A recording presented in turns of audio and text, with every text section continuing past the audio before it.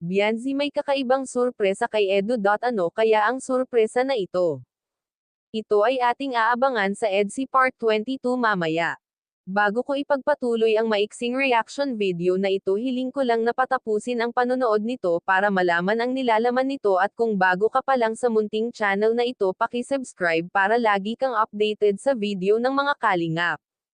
At pakisuportahan natin ang ama ng kalingap na Val Santos, Matubang Ate Edna Vlog at si Kalingap Rab.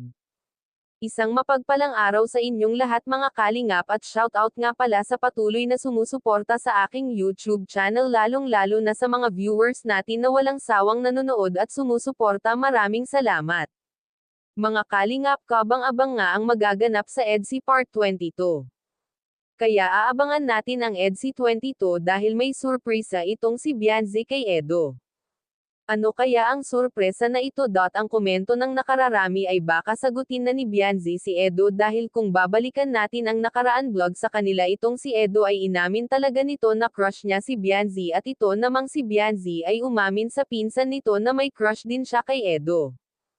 Kaya nga sa Part 21 ng EDSI ay nagulat talaga itong si Bianzi nang biglang nagtapat itong si Edo. Hindi ito inaasahan ni Bianzi, kung kaya nablangko ang isip nito at hindi narinig ang sinabi ni Edo.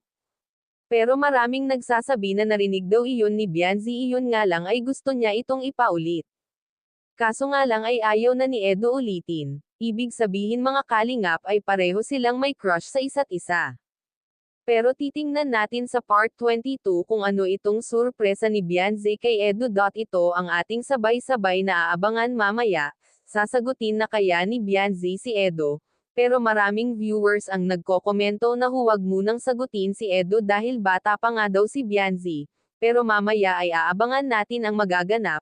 Hanggang dito na lang ang update ko mga kalingap. Maraming salamat at God bless sa inyong lahat.